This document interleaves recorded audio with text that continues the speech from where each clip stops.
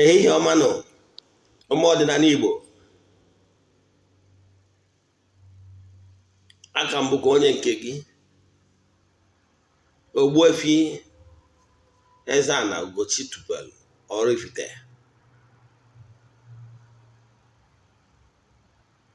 Abụ m onye isi nchụaja Ugochi tubelu ọdịnala temple. Anyị na-agba afa miri emi, lụkwazị ọrụ mmụọ dị iche iche.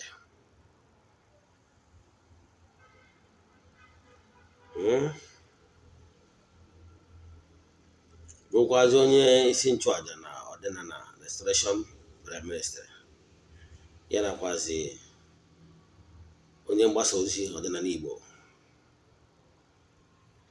N'oge awa nke eziokwu, tata bụ nkwọ. A sị na kakaka ya amaghị jijiji ya amaghị. A sị m onye chụwa anyị daa ya daa, onye chụwa anyị ya daa. Onye echeche ihe ọjọọ ya eme anyị ya ma onwe ya. A sị m na anyị ga-ejere obodo dara obodo. A sị m ihe ọma dị n'elu ya dara anyị na ọdịnala ya pụrụ anyị ome ka ụwa were anya ha wee fụ. A sị na ụbọchị njọ n'ụkwụ anyị apụ anyị ama. A sị na anyị ga-adị ka abụọ na-anọ n'ime ọnụ ihe ọ yiri ya chọrọ ya bịa. Na anyị ga-adị ka ichoku na-anọ n'ụlọ obodo ya na-azụ n'afịa. Na anyị ga-adị ka agụ nkwọ na-abụ ihe ọbụla ọ tageti obute, ọ ya ebuterịrị ihe kama o buteghị ihe ọbụla oburu ahịhịa. Yes, ya gazie. N'oge awa nke eziokwu n'ụbọchị taa, ihe anyị ga-akụzi bụ Igbo tradition na ọdịnala Igbo, ihe gbasara alụmdi na nwunye, ihe gbasara obere ihe ị kwesịrị ịma gbasara echimọzọ ma ọ bụ ọda taịtụl. E nwere ọda titles a na-echi n'ala Igbo. Ụmụ nwoke nwere nke ha, ụmụ nwaanyị nwekwaziri nke ha. Ghọtara ya?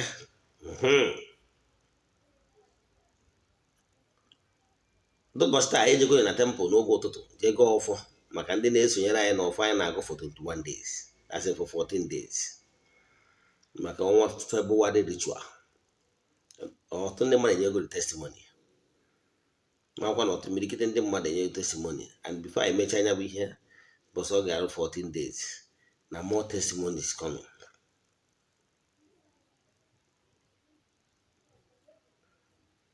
A sịrị m mgbe ihe ọjọọ, ihe ọbụla negative things are happening your way, stop being dormant, stop keeping quiet, speak out.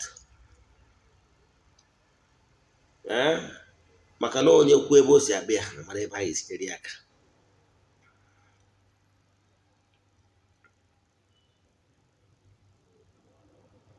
Ịghọtara ya? So ihe m chọrọ ikwu maka ya bụ alụmdi na nwunye na ọdịnala Igbo. Echefukwana ịwọcha vidiyo anyị tụsara ya ndị ọzọ, maka ihe ọma mere ofu onye ama ezu. Ihe mere ofu onye ama ezu. Anyị mee vidiyo onye na-akpọ m chere. So ihe m na-ekwu bụ n'ehihie ya anụnwa ife ka anyị si wee dres ya dịka Ogbuefi EZE-ANA Ugochi tubelu. Ọ mitere ndị ọzọ ka m na-eje. Taata bụ ụka nkwọ, ụbọchị ndị ọzọ nọ n'Oraifite ji eme mitin.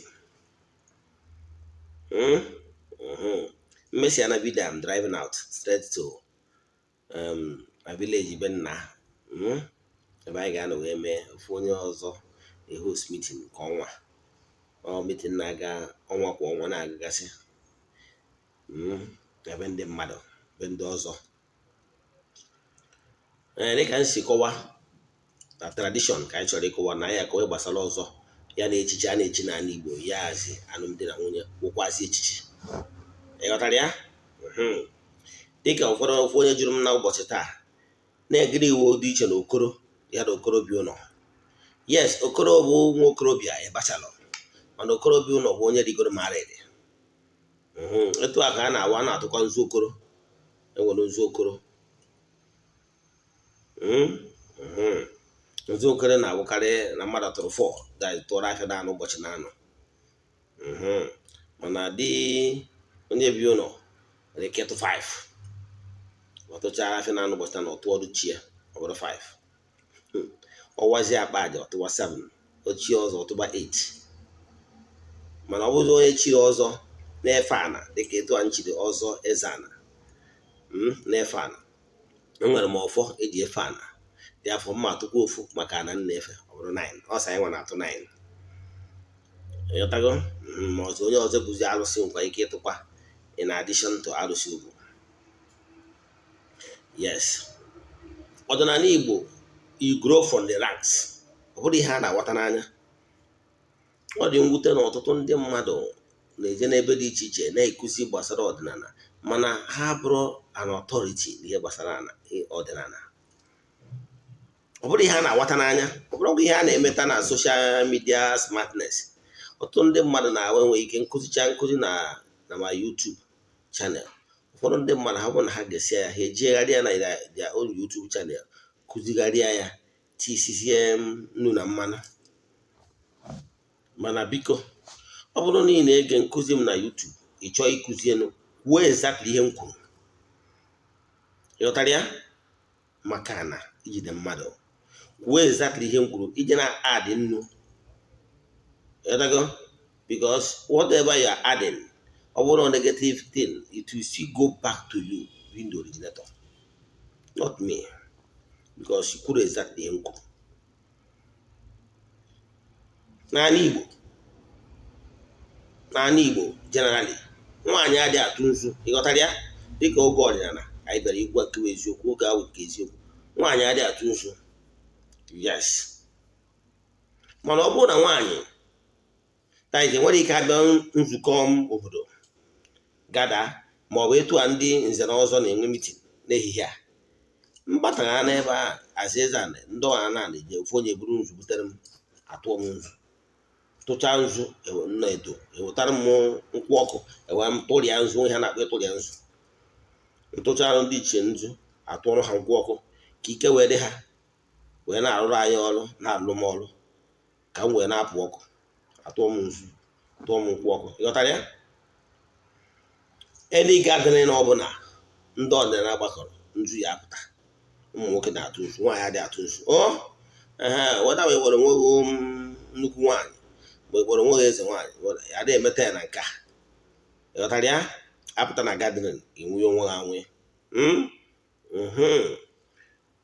ten. Mana ọ bụrụ na ị nọ n'ihu ezumezu mmụọ gị na ha so eneghị anya n'ibu nnukwu nwaanyị nwee ụmụ ezumezu mmụọ ị na-echukwa ya free ịtụrụ ha nzu. Ihe ahụ personal devotion. Ịghọtara ya? Etu a ka ọ dịkwu onye ihu na onye nwe ofeke ma iwu nwoke ma iwu nwaanyị ị nwere ike ịnọ ya onye personal devotion with ya ezumezu ịtụ nzu. Likewise na ebe nsi nwoke nwatakịrị nwoke nna ya dị ndụ adịghị atụ nzu. Ịghọtara ya? Nwatakịrị nwoke nna ya dị adịghị atụ nzu kama ọ bụrụ na na-ebutere ọkwa nzu n'ebe ị nọ i were nzu ahụ metụ n'ihu gị ka ihe ọma kpọọ gị metụ n'ụkwụ gị ka ihe ịzọta ihe ọma n'ụkwụ mana ị ma atụ nzu n'ala. Ịghọtara ya? Ịtụwo nna gị so ya atụ nzu. Mana ọ bụrụ na iwu dibịa nọdụ n'ihu ezumezu mmụọ gị na ha so ya atụ nzu. Mana ọ bụrụ na ọka ịpụta n'obodo ebe agaghị anọ na village square ma ọ gada ma ọ na-ebịa be mmadụ ịma atụ nzu maka na nna gị nọ. Anọ ya abatakwu na ọ bụrụ na mmadụ chi ọzọ nwere ndị ya asị gị na ya chiri ọzọ na nna ya chibere ya ọzọ na ụmụazị nna gị chibegoro gị ọzọ ọzọ ga-ama ezu ezu maka na ime etu ugo n'ihu nna gị.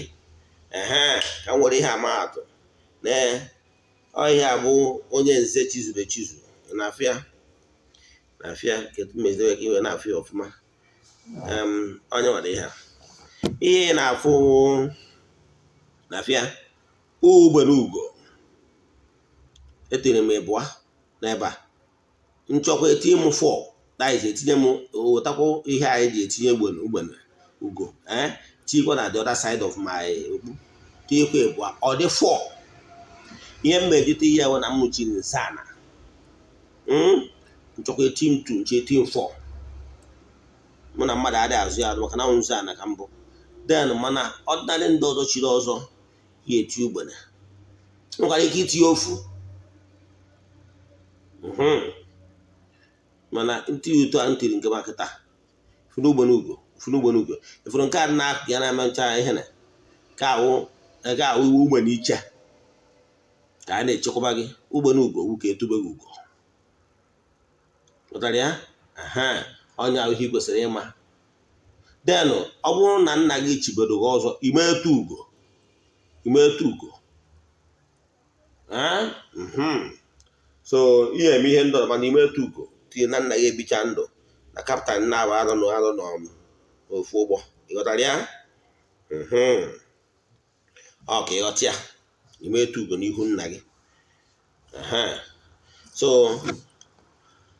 ndị ahụ nwere chiwe gị ọzọ mbuoro ihe a na-akpọ ego ọzọ mana imetu ugo n'ihu nna gị ka ofu ị kwesịrị ịma dịka onye ọdịnala dịka oge ọdịnala mma agwa gị niile ọ na-adị mwute na ọtụtụ ndị mmadụ nwere ike ịbịa na soshal midia efu obere nwa ọ na-akọ ihe ọdụrọshọ ihe ọ mụtara ebe and some stories or some teachings by the time o si n'aka fere aka wee baa n'aka mmadụ ịtọ na ịnọ efu so many distortions ghọtara ya so nke a ofu ihe kwesịrị ịma dịka onye na ihe gbasara ọzọ then as onye ọzọ ya a custodian of culture of your people nke a bụ ya then emesịkwa ya enwekwara ụmụ nwaanyị ndị chiri echichi n'ala Igbo depending n'obodo onye si bịa dịka nsi kọwara kịta ma aka ọgwa maka ihe bụ omenala ndị agwa m ụnụ na onwe ihe dị iche na omenala na ọdịnala bụ ihe eji nwa tokwuru ọgbụtọrọ ọgbụ eji mmadụ ndị Igbo na ndị Afrịka nyawa ọdịnala mana omenala bụ ihe ndị na-eme which is different from town to town so ịmara ihe ndị na-eme obodo ha ihe ndị na-eri ka ndị na-asọ like anyị nwabụ ndị a na-edo n'ite mmiri anyị na-asọ igbu eke so ịchọ ka na be anyị gọzie gị igbukọ n'eke igbu eke ịbanye na nsogbu maka na ihe ndị nna debelụ ọgbụgba ndụ ha nwelụ wute mmụọ nọ n'ala mmụọ ndị be anyị na-efe wee tide ọfọ na eke wu a symbol of our deity therefore ime ebunata eke for any reason onwe ka eke si wee taa gị mistakenly tụọ gị ọntụsie n'ihu n'oke ma ọ bụ n'oche na anụmanụ na gị efu isi ya na eke atụọ ma efu ohizie and believe me onwe ha ọ ga-eme gị ọ nkwenye ndị gba ndị ọ dị ruo taa ịghọtara ya so ọ bụrụ na ị chọrọ ka obodo ọbụla obodo ọbụla ị bịara gozie gị then rube ihe ọbụla bụ nsọ n'obodo ahụ so ka the gods of that land wee gozie gị ịghọtara ya when you go to like home behave like Romans esekwa na n'ịbụ onye Enugu n'ịbụ onye Ezeagụ na unu ji eke ata mbacha ịbịa na Anambra na ite mmiri na Nnewi saịdị na-asụ eke isi ka ị were taa mbacha ọkwa ọfọ ka ị na-awụ so ọ bụrụ na obodo ụnụ kama ịgakwa na nkụzi ụfọdụ ndị na soshal midia onye a nwere ike ịnọ Abuja ma ọ nọ Lagos ma ọ nọrọ ofu obodo nwa na-alụ eze nwaanyị ma ọ na-alụ eze nwoke ma ọ na-alụ ihe sọrọ ya na-alụ ọ dụrọ n'otu ọdịnala be nna ya ọ mụrụkwu aka nri na aka ebe ihe ọ na-eme nwe mmata n'anya ejiri ọgwọ gị ahụ eje Amerịka jee chọba a custodian of the culture of the people ka a kọwara gị ntụrụ naanị ya like na ọdịnala oraifite every Sunday morning 7 o'clock is meeting ndị ọdịnala a ga-emenya ugbe a ga-emegide meeting ọkụ ihe dịka ebe 8:30 ma 9 depending ka mata enwe to discuss now discuss chaa ya ebe ahụ ka ị ga-apụta fụ nzu ihe n'iche iche a na-akụzi kụzikwuo ifin na ọ bụrụ na nwaanyị chee ịtụ nzu na ka o si atụ nzu pom pom pom pom ọ nwoke na-atụ sewa line ịghọtara ya nke ahụ adịrị gaba mana nwaanyị mapụ daji tupu nzu ịghọtara ya na nwoke ya atụ ya n'ogologo so ihe nyikwubi ewu ịmara ihe ndị na-asọ n'obodo ụnụ like obodo anyị ya gwara gị n'obodo anyị na nwoke onye nna ya nọ ama apụtara village square si bụ ihe nzu ka ọ tụọ nzu, ọ na-atụ in error and enugoni ka akọshọn ya maka ogbuo mmadụ ọkwagbuo nna ya. Ịghọtara ya? Mana o nwere obodo ụfọdụ nwere ike ndị okenye tidi ọfọ na onye dị nna ya dị nwere ike ịtụ nzu, den mmadụ na etu obodo unu si eme, iruo na obodo unu ma etu anwa, mana nwanne ọ bụrụ na ị nọ na be anyị ma etu ndị be anyị si eme maka na ihe etidoro n'ọfọ. Ọnya kpata na omenala ndị dị iche iche ka mma arụghị atụ na ana obodo mba Oraifite na Anambra steeti. Ime ego nwaanyị ọ bụrụgodo na ịgbabara ụkwụ nwaanyị, definitely the woman bụ nke gị, yes, mana maka ihi na obodo amarụboro na ịnụrụ nwaanyị daiji maka ihe gbasara anụ nwaanyị na-ekwu maka ihi na obodo niile the whole entire ụmụnna, maka na mgbe ị bịa mee ego nwaanyị all the immediate family of the girl bụ ndị dị involved. Mmadụ ada adị much, enwere ike ọ bụrụ ndị nwere large palọ, enwere ike na palọ ma ọ bụ wee medi mmemme ọga, mana ọ bụrụ na mmemme ịgbazi nkwụ ịfụ na all the friends and well wishers and relative and the entire village of that particular girl chọrọ ịnụ ga-adị involved. Ndị be nke nwoke abịakwuo, mana ọ bụrụ ime ego ọsọ the immediate family. So obodo ga-asị na abọsị onye a nụrụ di na ha adịrọkwa na wee eziokwu na immediate family ya anarugo ego isi ya, mana na obodo kwesịrị ịdị aware maka na ọ bụrụ na nwa ha nwaanyị ya nwa bicha ndụ n'ebe ahụ agha na-anụ ya, o nwere ihe ndị be anyị na-akpọ iji ekesenata ngịga. Mgbe gburugboo bifo ndị ụka ọbịa abịa, nwaanyị na-agba ọnụ ọjị obicha ndị ya bụ n'akwụkwọ, eburukwa ozu ega nye na be nna ya. Ije na saịdị Edo atenke esha ha ka na-eme tideti, yes, ibu na vi ozu. Ihe eji eme ihe bụ ka nwaanyị ya nwa wee reincarnate ya back to her root. Mana enwezi the modeling of some culture ewee na-ekwuzi na se na alụmdi na nwunye mmadụ na-abụọ na nwaanyị a belong kwana partially to the family be there. Example, mụnwa wee Eze-Ana kịta jere nnọọ lesi na njere agụata je nụrụ nwaanyị na family, lesi n'otu family. What I did is I borrowed their daughter ka mụ na ya biri dịka onye nke ịbụa m. All you mean it's like borrowing. Now ọ bụrụ na egbucha ndụ ya truly ebe ọ bụ na ọ mụrụ m ụmụ mụ na ya biri ọfụma, enigore na ngwuru m, ndị be nna ya ga-abịa bụ ihe a na-akpọ ise na ngịga. Ise na ngịga a nwere ọtụtụ, a na-achịgharị akwa, enwere ọtụtụ ceremonies a na-eme. Obodo ụfọdụ nwe ndị na-etinye ewu, nwe ndị na-etinye ọkụ, ji na-adị involved. Enwere some certain things ndị a ga-ewu na ndị a ga-eme exchange, ihe a ga-enye nke ndị be nke nwaanyị ha ga-eji wee na that thing ha ji ana represented ịkpọnata the spirit of their daughter back. Eziokwu na physical look, that the physical body of their daughter na-enye na be die, but the spirit so in the mmụọ ya agbochigide ebe nna ya ka o wee reincarnate ya back to her root. Ịghọtara ya? Ọhịa eji emeja dị mmemme akapụrụ ya n'ụka. In as much as ndị ụka bịara mewe agitate ka enyibe na be die n'ebe ọ n'ọnụgodi, yet ọdịnala na-aga emekwa nse na ngịga ka e wee na gị ya so that ka o reincarnate kwa back to her root. Ịghọtara ya? Now for that reason, ụbọchị ahụ a na-eje ije meta ozu nwa ọgbụ, that is nwa ada a na-anụ n'obodo ọzọ nwụrụ, the entire village of that nwa ada will follow the family, the direct family nwa ada anwasị wee jee mba anwa. So ha ga-ahapụ whatever they are doing. So mbọsị ahụ ị na-agba nkwụ, ị na-eme traditional marriage, mmanya anwa na ewu anwa ma ọ bụ ihe ndị ahụ mmemme anyị mere ụbụ sọsọ ya ka ụmụnna riri. And that thing ha riri bụ na ha so asị wota list, oke na ụmụ agbọghọbịa, oke ụmụada, oke ụmụnna, oke ụmụ okoro, ewetacha ihe niile anwa. Ihe a ha riri bụ nya ka ha ji wee dị aware na ndị onye dị etu abịa kpọrọ ada anyị nwaanyị. dị afọ mgbe ọbụla ada anyị nwaanyị a bichalụ ndụ,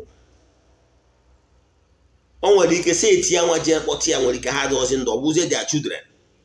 Mana for the fact na ndị nna nna ha kwa the continuation of those lineage, they will still go there on behalf of their daughter. Like o nwere ndị nke emenatara be anyị mgbe nwanne anyị nwaanyị a nụrụ di, anyị nwere ike amụbere m that time. So na mgbe ọ nwụrụ, o nwere ike fathers ndị nọ mgbe nso wee nye nwa mmanya anụ mọ, but anyị nwa bụ the generation na-eme exist ga-ejekwa ya ugwube ihe anyị kwesịrị ime sonata nwaanyị nwa ada anyị. Ịghọtara ya? So etu a ka ọ dị. So ịghọtago ihe. Mana o nwere obodo ka mmadụ, o nwere obodo ya na Oraifite gbara agbata obi ma ya akpa afa. Mana obodo a imegoro ego nwaanyị, mana imero mmemme, o nwere ife ha na-akpọdata mmemme daizi imere ego nwaanyị ịgbara nkwụ. Maka na ọ bụrụ na echi ịgba nkwụ, ha ga-ewere mmemme a adịgharịghị na ịgba nkwụ o wee gbago. Mana ọ bụrụ gwa na imere ego nwaanyị mana ịgbara nkwụ and imero mmemme anwa, nke bụ eziokwu, ha ga-agwa gị na nwa ha nwaanyị mụtara gị abụrụ nwa gị culturally ha si eme. And ndị kụnara mba na-egere mba nni. So for me, you should respect that. Na nke a ofu. Mana o nwere obodo ya bụ ọ bụrụ like ba ime ya na ego nwaanyị bụ nwa gị, mana onwe ka nwaanyị bụ nwunye gị, mana onwe ka nwanne anyị nwaanyị a si wee bicha ndụ wee nwụọ na be gị. Ọ bụrụ na ị gbara nkwụ ya, nwanne ị ya agba nkwụ ya bifo abịanye n'ala, kama anyị nweziri ike dị ụtọ na ọ bụrụgoro double portion na ịgbacha nkwụ ime ebere ya. Anyị nwere ike reduce some certain things asị ịgba nkwụ. Ọ bụrụ ebe a na-ebute 10 cartons, anyị nwere ike si butezie 8 ma ọ bute 5. Ịghọtara ya? Emechaa nke ahụ ga wee kazie ozu kụzie maka nke ewe mee ebere ya. Ịghọtara ya? Ha bụ tradition. Mana na o nwere obodo ị ga-eje ọdịiche ka mmakwa ofu atụ. Ije obodo ụfọdụ n'Enugu steeti like some part of Nkanu, ha sị na ha dị eme ego nwaanyị. Ụbọchị a na-eme ego nwaanyị bụ ụbọchị a na-agba nkwụ ka a na-eme ego nwaanyị. You move quite a little bit further to Ebonyi State, ha ga-asị na ime ego nwaanyị bụ the last ha na-eme, ndị ga-ebu ụzọ gbara ha nkwụ eme ego nwaanyị. Of which na ije mechaa mmemme ndị ọzọ mana imere ego nwaanyị, ọ bụrụ na onye a pass on, ha ga-akpọkọrọ ụmụ niile ahụ sị na ọrụ nwa gị maka na imere ego. And I wish you respect that decision because it's their omenala. So omenala ndị dere ndị. So abịakwa n'ihe gbasara echichi n'ala Igbo, echefukwana na mmadụ ịnụ alụmdi na nwunye, nwoke tolu ịnụ nwaanyị nwee ezinụlọ na ọbara ọnọgụ na sekọnd kada ya na okokporo abụrụzi ofu. Okokporo bụ onye nke nwere nke ọpasta na-ekwu okokporo m nke anụ bụrụ nwaanyị anụ, mana onye nke ọzọ ọbụgo onye nke nugoro nwaanyị, so ọ bụrụgo dibịa ụlọ. So dibịa ụlọ anwa nọcha then o nweziri ike from dibịa ụlọ anwa o nwezie ego, o chibezie echiche dị na o nwere ike waa akpa aja, o nwere ike chi ọzọ ketago wee dị gbagobe. Etu a ka ọ dịkwu na nwaanyị. Yes, nkwụ nwaanyị zuru ka eme, o nwere ike di ya ejide ego ma ọ bụ na di ya ejide ego wee chọọ ka echie nwunye ya echichi. Ọtụtụ ndị nwere ihe a na-echi ma ọ bụ ihe a na-akpọ na befa. Ọ bụrụ na be anyị wee Oraifite, e nwere ihe a na-akpọ na nwaanyị chiri echichi a na-akpọ ekwe. Yes, ichie ekwe ahụ ichiri, ihe ọ pụtara bụ ndị ewurugo nwaanyị ka ibia ọ nọ ka ọzọ nwaanyị na-echi, mana echichi nwaanyị na-echi nwaanyị chiri nyawa echichi, mana ọ ga-akpọkwa ezuo erie nwụọ maka na ọ karịrị okwu okotara. Echicha nke a igbo n'iwu nnukwu nwaanyị idizi fere ịda agba ma aka ụdị aka na-ada agbawa idizi ready, idizi nnọọ iyi some dress in chieftaincy stuff. Ha ichi ga-ekwe na be anyị Oraifite, nwaanyị chiri ekwe ochigo echichi ọ ya atụ nzu. Ọ ya atụ nzu etu nwaanyị si atụ nzu na public. Ịghọtara ya? Ọgụ nwaanyị ka ibie elekwa anya na saịdị obodo Igbo ụfọdụ nwere ike na-anụ ka ndị ụfọdụ na-ekwu na onye awụla ọlọ. Amam ihe ahụ na-akpọ ụdị ihe dị etu a na bọọlụ, mana ndị nwaanyị chikwado echichi asị na n'Ọnịcha ana m ada afụwa asị ndị ụmụ anyị ndị inyom ụmụ nwaanyị Igboro, oke ndị inyom Ọnịcha enyi afụcha ha mgbe ụfọdụ edrescha like white gbaracha elephant horse n'ụkwụ ma na-ekwu some of those these are traditional title something for women. So nwaanyị dị etu a abụgo nwaanyị kakwa ibia. So o nwere some certain traditional something ọ ga-eme ordinary nwaanyị echiri ga-eme maka isi n'isi ha bụ n'ọnụ. So ihe m na-ekwu bụ onye ọbụla na-edu gị na social media, maka enwere na social media enwere mma nwee njọ, onye ọbụla ị na-efolo make sure na onye anyị na-efolo has something to do with ọdịnala na be ya. Ka ele sure na onye ị na-efolo an authority, onye mana ọ bụrụkwa onye copyright na mmadụ kwuchi onye kwughasịa. Maka ọ nwere ihe ya awụfu onye kuzi ya na social media, ndị niile nọ na grupu dị iche iche, onye nụ ha na ojekwa na grupu nke ekuzigharị ya ịfụ na ofu ihe anwa na-esekụ. Ọ dị ka mgbe ofu onye kụziri gbasara menstrual cycle, period ụmụ nwaanyị, ọtọ ndị mmadụ je na-egoruziri kesi. Ama m kampen mmere wee ha ọtụ ha na ihe ahụ falasi na nkụzi asị ka ọ bụrụ ọdịnala. Nsọ nwaanyị na nsọ nwaanyị. So n'ụdị ọnọdụ dị etu a, the show na onye ị na-eso bụ a custodian of culture na people na bie. Ọ bụrụ onye nọ USA na-abụ onye na YouTube, onye wọcha vidio onye agọda vidio onye wọcha vidio onye ọ nọrọ n'ofu ebe na California si na ọ na-ekuziri gị ọdịnala, kedu ihe ọ na-akụzi? Onye a na-ekwu nwere ike in last 20 years ọ natabara omenala ya, anọ marịkwara humble enough ka ọ mụta, kama from ekuzizi 1 ọ kụziwe 2 ọ nọkọta ọfụtaji onwe ya as authority, ụtụ ibezie question ọgbazie custody, question ọgbazie the custom of our people, which is not right. Nke dị na mba na-egere mba nne. So ọ bụrụ na ị nụrụ nwaanyị mana ịgbabara nkwụ ya ma ọ wee ma ọgọrọ ya dịka ụfọdụ si asụ, anyị nwa na-akpọ ya ma ọgọrọ, ma generally a na-akpọ ya ịgba nkwụ nwaanyị, mana ofu ihe were ụdọ ma ya ewu na were ewu ma ya ụdọ bụ ofu ihe. Now bụ the same thing, iruo imechi ego nwaanyị ije gbaa nkwụ nwaanyị. Ịgba nkwụ nwaanyị bụ mgbe ị na-ebiri gị ndị ichie mgbe nke nwaanyị into the picture na ị na-anụ nwa ha nwaanyị, ị chọrọ ịkpọrọ nwa ha nwaanyị. Ọ ya ka imechi wee were ewu wee nye ndị be nke nwaanyị bịara ịnụ nwa ha. Ewu ahụ ụmụnna gburu ha, gbuchaa ya, ha ekee ya n'ọba na family niile dị iche iche make up that village ibe anụ nwa ha. Ọnya kpatara data ewu ahụ eriri n'isi Njideka, sorry onwe ya ewu Njideka, sorry atụka nna ama, ewu ahụ eriri ndị ichie maka mgbe ahụ egburu ewu egbusara ọbara ya na village ahụ. So na-ekezi anụ dị na ya ọgwụgwọ nọ mpempe anụ ka onye ọbụla ketara, onye ọbụla na-atụ ụtụ ụmụnna. Ndị ichie ama eri ewu n'isi Njideka twice. Ọgwụgwọ for any reason Njideka mara eji gasa ihe a ga-abalansị wee ego ime n'isi ya, mana Njideka na ụdị ọzọ ọma agba nkwụ ọzọ. Ịghọtara ya? Agba na ụfọdụ n'ime na anụbara nke yes, ma agba nkwụ 2 times. Ịghọtara ya? Nke ọzọkwa ahụ maka ndị eriri eri na-afụta white wedding not the superior to our own. Eriri ya eri rie front and back. Traditional marriage would okay. Na akwụkwọ ndị ụka ọbịa ekwu na Jizọs ndị ụka ọbịa jere na miracle izi o mere ụlọ o jere ebe ejere agbapụ alụmdi na nwunye. Esi na Josef na o jere agbamnkwụ ewee kwuo na Josef na Mary bụ onye ikwu na ibe kwekọrịtara ha ka alụmdi na nwunye. Ịfụna na ikwu na ibe na-ekwekọrịta, ọ bụrụ pastọ ọ bụrụ fada na-ekwekọrịta na di na nwunye ga-anụ. So ọ ga-abụ relatives, friends and well wishers ga-ekwu na mmadụ na ga-abụ ha wee bụrụ ya bụ ihe a na-eme na traditional marriage. So na traditional marriage bụ a tradition. Traditional marriage is married, pure marriage. Mana emekata je wetazira ihe ndị white na-emasị ya na white wedding.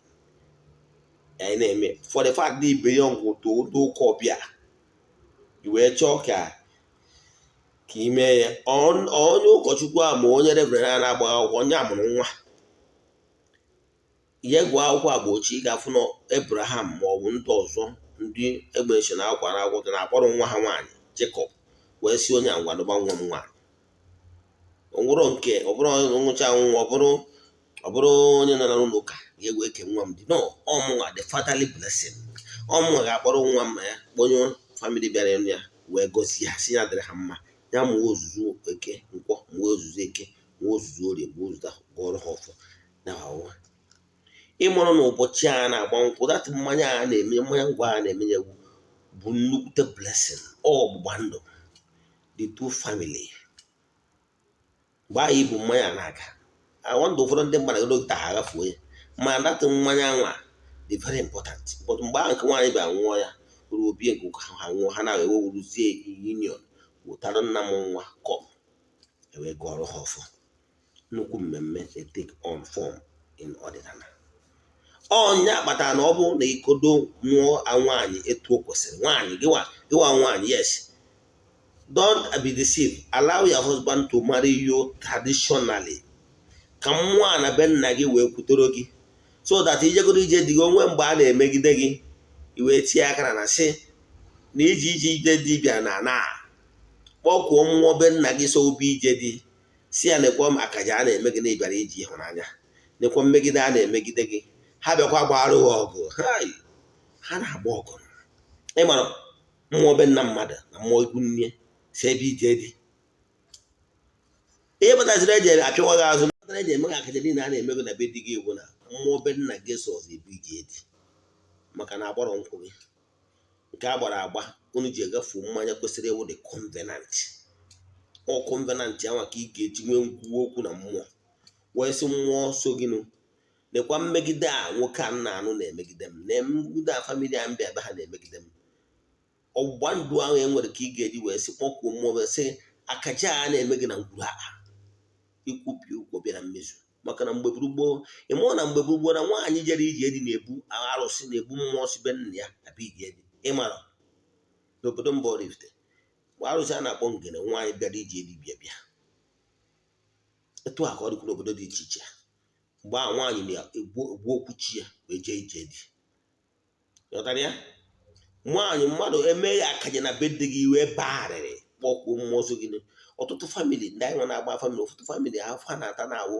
mmetọ ma ọ bụ mmewu emegidere nwaanyị bịara ije dị wee bagharịrị ịmara gị nwa na onwe kwesịrị ime ka eme ihe gbasara traditionally ka mmụọ so be nna gị wee so wee ji ije dị wee sị mba na iwu onye riri n'ndụ ụka fada ejemere gị ta na asị na ọgọzi mara eji ụnụ iruo na be di ya na-akpawu ihe kwuo okwu maka na mmụọ so be nna gị soro gị ihe elon ịnọ ka anụ fan chigata onwere mmadụ eji karịa traditional marriage ọsọ uji eme court esokwuri m maka eso mme court before yes marriage m gasara agasị eso mme court mana I'm wiser now eso mme court mmegoro court mee white ihe na awụ rubbish traditional marriage ndị Igbo leta n'ụla unu na-emedo marriage mee 3 times unu eme tradition ihe eme court marriage na local na-eje eme na local government mecha ime nke gịnị